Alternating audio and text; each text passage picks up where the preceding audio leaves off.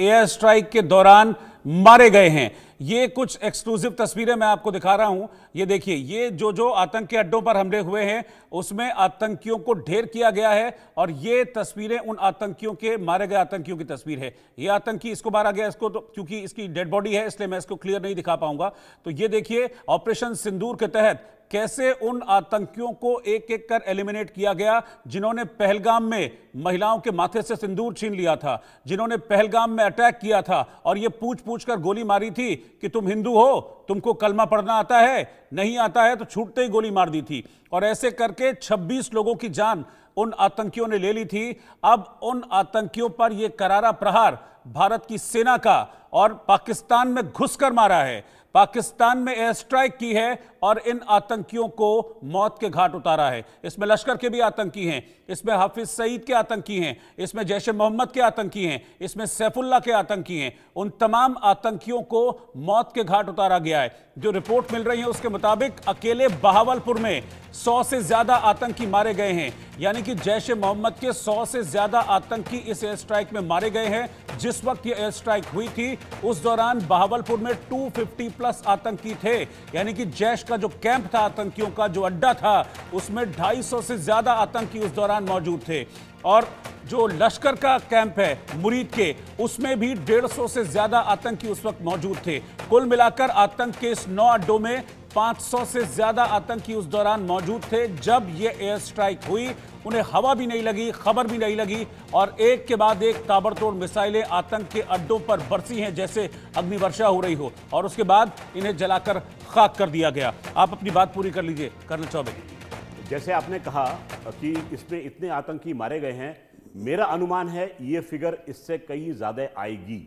जैसे जैसे समय बीतता जाएगा ये खुलासा होता जाएगा। कुछ देर पहले फिगर जो थी वो 90 पे टिकी हुई थी, इस समय 500 की बात की जा रही है। मेरा मानना यह है कि यह फिगर इससे ज्यादा बढ़कर आएगी। कारण जैसे आपने बताया बहावलपुर पे हमला हुआ है। अब बहावलपुर जो है वो जैश ए मोहम्मद का गढ़ था, उसका हेडक्वार्टर था, जिसका कि सरगना मसूद अजहर था। मैं था का इस्तेमाल कर रहा हूं बड़ा सोच समझ के, आप समझ जाएंगे। ये 220 किलोमीटर दूर है एलओसी से। 18 किलोमीटर का रकबा उतना एरिया है जहां पर यह जामिया मस्जिद लोकेटेड है। आप ध्यान करेंगे डीजीआईएसपीआर ने अपने स्टेटमेंट में यह कहा है कि एक मस्जिद में सिविलियंस को मारा है। मस्जिद, बहावलपुर, सिविलियंस यानी कि आतंकवादी। इस समय हमने 220 किलोमीटर अंदर घुसकर मसूद अजहर के गढ़ को नेस्त नाबूद किया है। यह बहुत इंपॉर्टेंट चीज है। 18 एकड़ का एरिया कोई छोटा एरिया नहीं होता है जी। हमने पूरे एरिया को मटियामेट कर दिया है और मैंने था का प्रयोग किया था। आप मान के चले शीघ्र ही हमको पता लगेगा कि यह है से था हो चुका है। यह पिन पॉइंट स्ट्राइक था। आपने बात की थी हमारे 22 अप्रैल पे जो इन्होंने नागरिकों पर कायराना हमला किया था, जिनसे उनका धर्म पूछकर उनकी हत्या की गई, उनके पत्नी के सामने, उनकी माता के सामने, उनके बच्चों के सामने नृशंस हत्या हुई थी और यह कहा गया था कि जाके मोदी को बता देना। देखिए भारतीय सेना ने इस समय बदला लिया है गुलपुर में जाकर। गुलपुर कहते हैं वो इलाका था, वो लॉन्च पैड है जो कि करीब 15 से 20 किलोमीटर पुंछ के सामने अंदर स्थित है पाकिस्तान में। यहां पर कहते हैं इन लोगों ने बैठ के मंत्रणा की थी कि हम जाकर ये वाली आतंकवादी कार्रवाई करेंगे। तो गुलपुर को मारना जो है वो एक छोटी चीज नहीं है। तुम बैठ के जहां मंत्रणा भी करोगे हम तुमको वहां जाके ठोकेंगे। यह भारतीय सेना का रिजॉल्व था जिसको हमने पूरा करके दिखाया है। गुलपुर जो है एक लॉन्च पैड है जिसको कि जैश ए मोहम्मद, लश्कर ए तोयबा और हिजबुल मुजाहिदीन तीनों यूज करते हैं, शामिल होकर भारत में अपने आतंकवादी भेजने के लिए पुंछ के इलाके में। तो ये इंपॉर्टेंस है गुलपुर की। ठीक है, मैं आपके पास लौटूंगा। मैं संजीव श्रीवास्तव जी भी हैं हमारे साथ, विदेश मामलों के जानकार हैं। संजीव जी, अब विदेशी मीडिया के सामने रो रहे हैं ख्वाजा आसिफ। कल तक न्यूक्लियर बॉम्ब की धमकी दे रहे थे और अब ऐसा लगता है कि सरेंडर मोड में है पूरी तरीके से, और कोई आ जाए, कोई बीच में मध्यस्थता कर दे और बस ऑपरेशन सिंदूर को रोक दे। यही चल रहा है उनके मन में, लग रहा है उनकी बातों से।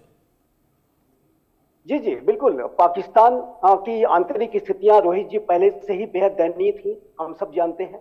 और वहां पर जो चाहे वो बलूचिस्तान हो, चाहे वो खैबर पख्तूनख्वा हो, और पाकिस्तान ऑक्युपाइड और गिलगित बल्तिस्तान के लोग, जाहिर है कि वहां की आर्मी और आईएसआई की प्रताड़ना से पहले ही से बहुत व्यथित थे और काफी वो आक्रोश और गुस्से में वो हमेशा समय समय पर उसका प्रदर्शन करते रहे हैं। पाकिस्तान आर्थिक रूप से भी कंगाली की कगार पे है, राजनीतिक रूप से अस्थिर है और ऐसे में पाकिस्तान की ये जो मिलिट्री रूलर मुल्ला मुनीर की तरह से बात करने वाले जो वहाँ के आर्मी के सेना के चीफ हैं, उन्होंने डाइवर्जनरी टैक्टिक्स के तहत ये हमला कराया और एक साजिश रची। लेकिन उन्होंने ऐसा करके एक भारी भूल कर दी। वो इस भारत के नए भारत के चरित्र को, नए प्राइम मिनिस्टर मोदी के नेतृत्व के भारत के आतंकवाद विरोधी जो उसका अप्रोच एक जीरो टॉलरेंस का होता है, उसको समझने में उन्होंने बहुत भूल कर दी।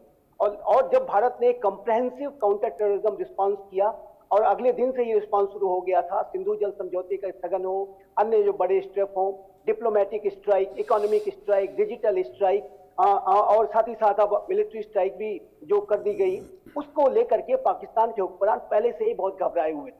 और अब जो ये भारत ने एक बड़ा मिलिट्री ऑपरेशन किया है, counter terrorism military strike conduct की है, उससे तो उनकी संजीव जी, मैं रोक रहा हूं आपको। इस वक्त एक ब्रेकिंग न्यूज आ रही है। पीएम मोदी से मिलने अजीत डोभाल पहुंचे हैं और खबर यह भी है कि अब से कुछ देर बाद सीसीएस की बैठक होगी और जिसके लिए रक्षा मंत्री राजनाथ सिंह अपने आवास से निकले हैं और प्रधानमंत्री मोदी के आवास पर पहुंचेंगे, जहां सीसीएस की बैठक में वो शामिल होंगे।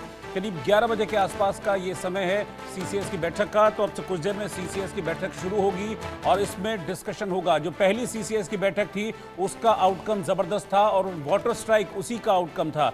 और हमने देखा था कि उसके बाद पाकिस्तानी नागरिकों को, चाहे वो किसी भी वीजा के तहत भारत में हो, उनको भारत से बाहर करने का आदेश दे दिया गया था। कहा गया था कि आप चले जाइए यहां से। और पाकिस्तान की जो एम्बेसी है उसमें जो रक्षा सलाहकार थे उनको भी भारत से बाहर जाने के लिए कह दिया गया था। 55 उनकी संख्या थी, उनको घटाकर 30 कर दिया गया था, साइज छोटा कर दिया गया था वहां पर। तो वो पहली एक स्ट्राइक की गई थी जिसमें वाटर स्ट्राइक भी थी, डिप्लोमेटिक स्ट्राइक भी थी। और दूसरी सीसीएस की बैठक हुई थी, उसमें भी इंपॉर्टेंट आउटकम आए थे। अब ये तीसरी सीसीएस की जो बैठक है ये हो रही है एक बहुत बड़े कदम के बाद, एक बड़ी स्ट्राइक, एयर स्ट्राइक के बाद ये सीसीएस की पहली बैठक है।